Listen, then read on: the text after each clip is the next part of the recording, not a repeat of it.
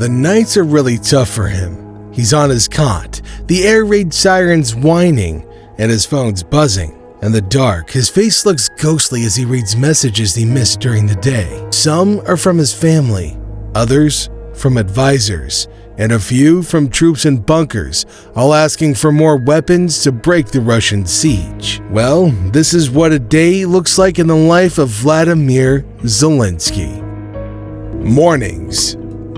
In his bunker, the president has a habit of looking at his daily agenda even after the day is done. He stays awake, wondering if he missed something or forgot someone. The same thought keeps coming back. I've let myself sleep, but now what? Something is happening right now. Somewhere in Ukraine, bombs are still falling. Civilians are stuck in basements or under rubble. The Russians are committing war crimes, including rape and torture. Their bombs are destroying whole towns.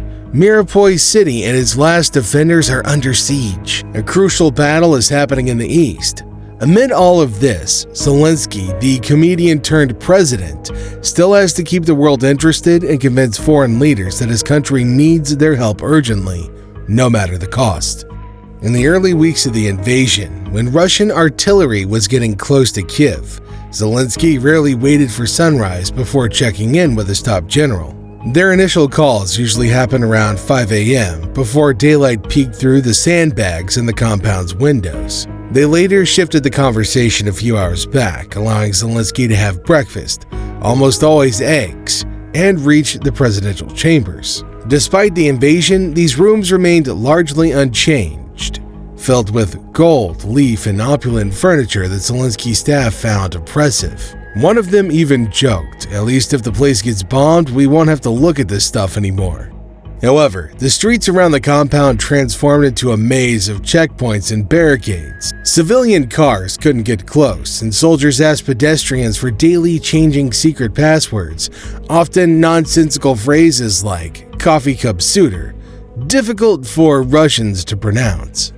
Past the checkpoints lies the government district, known as the Triangle, which Russian forces attempted to capture at the beginning of the invasion.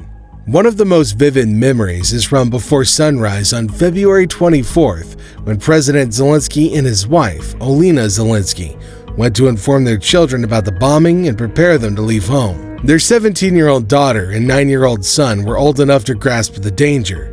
Zelensky shared, "We woke them up. It was loud. There were explosions over there."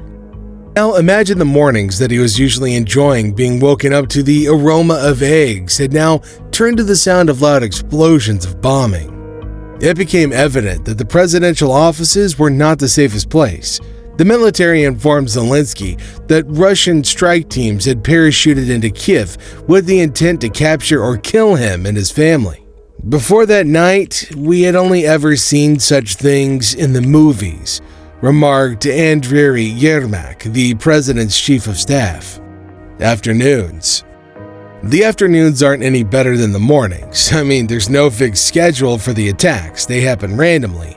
Bombs drop randomly, so it's all about staying prepared all the time. I'm sure Zelensky is thinking back to the weeks and months before the war when he'd spend all day in meetings with his government officials, working to make Ukraine a better place, as he'd long dreamed. It's ironic that if NATO had just let them in when they asked in January, there might not have been a war in the first place. Zelensky had been trying for years to make Ukraine eligible for NATO and EU membership.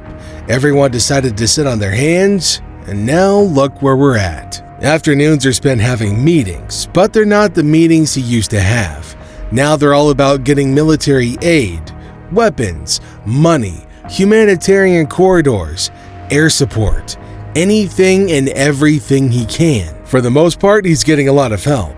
Sure, it's never going to be enough, and he said that himself. But the constant pushing he's doing is getting him a lot. Much of what he does takes place in his bunker. He doesn't usually invite the press in for interviews, but sometimes he makes exceptions, especially to appeal to the world. He's become a man of the people, all of the people. That's something I don't think he's going to be forgotten for. Now, I'm not sure he cares much about that, but it's still true. Speaking of being the man of the people, it wasn't long before Zelensky felt the need to witness the action firsthand. In early March, when the Russians were still shelling Kiev and attempting to encircle the capital, the president secretly drove out of his command with 2 friends and a small team of bodyguards. According to Yermak, the chief of staff, the decision was made on the fly, and there were no cameras present. Some of Zelensky's closest aides only learned about the trip nearly 2 months later during an interview. Heading north from Bankovas Street, the group reached a collapsed bridge, marking the front line at the city's edge. It was the first time Zelensky had seen the effects of the fighting up close. He marveled at the size of a crater left by an explosion in the road. When they stopped to talk to Ukrainian troops at a checkpoint, Zelensky's bodyguards, he says, were losing their minds. The president had no pressing reason to be so close to the Russian positions. He just wanted to have a look and talk to the people on the front lines. Such outings were rare, although Zelensky received frequent updates from his generals and gave them broad instructions. He didn't pretend to be a tactical expert. His defense minister was seldom by his side, and neither were Ukraine's top military commanders. He lets them do the fighting, says Arestovyk, his advisor on military affairs. His days consisted of a succession of statements, meetings, and interviews, usually conducted through the screen of a laptop or a phone. Courtesy calls took up time, like a Zoom session with actors Mila Kunis and Ashton Kutcher, who had raised money for Ukraine through a GoFundMe campaign. Before his mighty address to the nation, Zelensky would discuss themes with the staff. Dasha Zarivna, a communications advisor, noted, "Very often people ask, who is Zelensky's speechwriter? The main one is him. He works on every line." Evenings.